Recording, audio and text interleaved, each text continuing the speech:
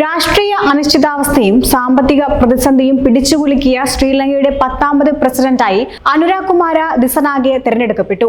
ചരിത്രത്തിൽ ആദ്യമായാണ് ഒരു ഇടത് ഭരണകൂടം ശ്രീലങ്കയെ നയിക്കാനെത്തുന്നത്. ശ്രീലങ്കയെ സാമ്പത്തിക അസ്ഥിരതയിലേക്ക് തള്ളിവിട്ട രാജപക്സെ കുടുംബാധിപത്യത്തെ ജനകീയ പ്രക്ഷോഭത്തിലൂടെ പുറത്താക്കിയതിന് പിന്നാലെ നടന്ന തെരഞ്ഞെടുപ്പിലാണ് ഒരു മാർക്സിസ്റ്റ് ലെനിനിസ്റ്റ് പാർട്ടിയെ ഭരണമേൽപ്പിച്ചിരിക്കുന്നത്. നിരവധി പ്രതിസന്ധികളിൽ ഉലയുന്ന ദ്വീപ് രാഷ്ട്രത്തെ അനുരാഗ് കുമാര ദിസനാഗെയാണ് ഇനി നയിക്കുക. പ്രസിഡന്റ് ആയിരുന്ന റെനിൽ വിക്രമസിംഗയെ 3ാം സ്ഥാനത്തേക്ക് പിന്തള്ളിയാണ് അനുരാഗ് കുമാര ദിസനാഗെയുടെ മുന്നേറ്റം. കടുത്ത സാമ്പത്തിക പ്രതിസന്ധിയും തുടർന്നുണ്ടായ കലാപത്തിനും പിന്നാലെ മുൻ പ്രസിഡന്റ് ഗോതബായ രാജപക്സെ രാജിവെച്ചതിനെ തുടർന്നാണ് റെനിൽ വിക്രമസിംഗെ അധികാരമേറ്റത്. ഇപ്പോൾ നടന്ന തെരഞ്ഞെടുപ്പിൽ 38 സ്ഥാനാർത്ഥികളാണ് മത്സര രംഗത്തിലുണ്ടായിരുന്നത്. തീവ്ര ഇടതു പാർട്ടിയിൽ നിന്ന് സോഷ്യലിസ്റ്റ് പാർട്ടിയായി രൂപമാറിയാണ് ജനതാ വിമുക്തി പെരുമന തിരഞ്ഞെടുപ്പിൽ ഇറങ്ങിയത്.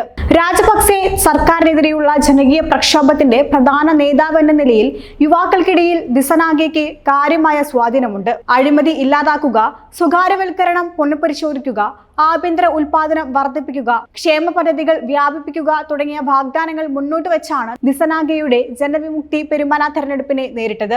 ജനങ്ങൾ അത്രമേൽ ബുദ്ധിമുട്ട് അനുഭവിച്ച ഭരണമായിരുന്നു രാജപക്സെയുടേത്. ഭക്ഷണത്തിനും ഇന്ധനത്തിനും ഉൾപ്പെടെ അവശ്യ സാധനങ്ങൾക്ക് പോലും തങ്ങളെ വരി നിർത്തിച്ച, ജീവിത സാഹചര്യം പോലും അതീവ ദുഷ്കരമാക്കിയ അന്നത്തെ പ്രസിഡന്റ് ഗോതബായ രാജപക്സെയുടെ ഭരണത്തോടുള്ള ജനരോക്ഷമായിരുന്നു 2022 ശ്രീലങ്ക കണ്ടത്. തുടർന്ന് പാർലമെന്റ് വോട്ടെടുപ്പിലൂടെയാണ് റെനിൽ വിക്രമസിംഗെ പ്രസിഡന്റായി തെരഞ്ഞെടുക്കപ്പെടുന്നത്. 2022 ജനതാ അരങ്കളായ എന്ന പ്രക്ഷോഭത്തിലൂടെയാണ് NPPയിലെ പ്രധാന കക്ഷിയായ JVPയും നേതാവ് അനുരാഗ് കുമാര ദിസനാഗെയും ലങ്കൻ രാഷ്ട്രീയത്തിൽ ശ്രദ്ധേയമാകുന്നത്. ഇതിൽ ഏറ്റവും കൂടുതൽ നേട്ടമുണ്ടാക്കിയത് ജനതാ വിമുക്തി പെരുമുനയായിരുന്നു. നിരന്തരമായ പൊതുപണിമുടക്കുകളും പ്രതിഷേധ പ്രകടനങ്ങളും JVP അക്കാലത്ത് സംഘടിപ്പിച്ചു. സാമൂഹിക നീതി, വിശാലമായ പൊളിച്ചെഴുത്ത്, അഴിമതി വിരുദ്ധത എന്നീ മുദ്രാവാക്യങ്ങൾ ഉയർത്തി JVPയും അതിന്റെ മുഖമായ ദിസനാഗെയെയും ഉയർത്തെഴുന്നേൽക്കുന്നത്. 2022 മുതൽ രാജ്യം കടുത്ത സാമ്പത്തിക പ്രതിസന്ധിയിലൂടെയാണ് കടന്നുപോകുന്നത്. ഇതിനിടയിൽ നടക്കുന്ന ആദ്യ തെരഞ്ഞെടുപ്പാണിത്. 2022 ആയിരക്കണക്കിന് പേർ കൊളംബോയിൽ തെരുവിലിറങ്ങുകയും പ്രസിഡന്റിന്റെ വസതി കീഴടക്കുകയും ചെയ്തിരുന്നു. കടക്കണിയിൽ നിന്ന് മോചിപ്പിച്ച് രാജ്യത്തിന്റെ സാമ്പത്തിക നില മെച്ചപ്പെടുത്തുക എന്ന വലിയ വെല്ലുവിളിയാണ് പുതിയ പ്രസിഡന്റിനെ കാത്തിരിക്കുന്നത്.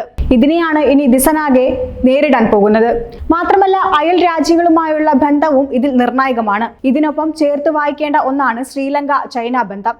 മുൻ ശ്രീലങ്കൻ ഭരണാധികാരികൾ തുടർന്നു വന്ന ശക്തമായ ഇന്ത്യ ബന്ധം ദിസനാഗെ തുടരുമോ എന്നാണ് ഇതിൽ പ്രധാനം. നിയുക്ത പ്രസിഡന്റ് ആദ്യം ആശംസ അറിയിച്ചത് ഇന്ത്യൻ ഹൈക്കമ്മീഷണർ സന്തോഷ് ജായ് ആയിരുന്നു.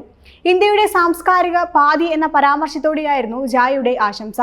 തൊട്ടു പിന്നാലെ പ്രധാനമന്ത്രി നരേന്ദ്രമോദിയും പ്രതികരണമെത്തി. ശ്രീലങ്കയുമായുള്ള സഹകരണം തുടരാൻ ആഗ്രഹിക്കുന്നു എന്ന് തുറന്നു പറയുകയാണ് പ്രധാനമന്ത്രി നരേന്ദ്രമോദി തന്റെ സന്ദേശത്തിലൂടെ. അയൽ രാജ്യങ്ങളുമായുള്ള ഇന്ത്യയുടെ നയങ്ങളിൽ ശ്രീലങ്കയ്ക്ക് ആദ്യ സ്ഥാനമുണ്ട്. മേഖലയിലെ ജനങ്ങളുടെ പ്രയോജനത്തിനായി സഹകരണം പ്രധാനമാണെന്നും അദ്ദേഹം ട്വിറ്ററിൽ ചൂണ്ടിക്കാട്ടുന്നു. എന്നാൽ ഇതുവരെയുള്ള ചരിത്രം പരിശോധിച്ചാൽ ദിസനാഗെയുടെ നിലപാടുകൾ ചൈനീസ് അനുകൂലമാണ്. മാർക്സിസ്റ്റ് പ്രത്യയശാസ്ത്രവാദി എന്ന നിലയിലും ഈ നിലപാട് സ്വാഭാവികമാണ്. ഇതിനു പുറമെ രാജപക്സെ കാലം മുതലേ ശ്രീലങ്കയുടെ ചായ്വ് ചൈനയോടായിരുന്നു. കൊളംബോ പോർട്ട് സിറ്റി, ഹൻബാൻതോട പോർട്ട് ഉൾപ്പെടെയുള്ള വിവിധ പദ്ധതികളും സാമ്പത്തിക സഹായങ്ങളും ഇതിന്റെ കൈവഴിയായിരുന്നു.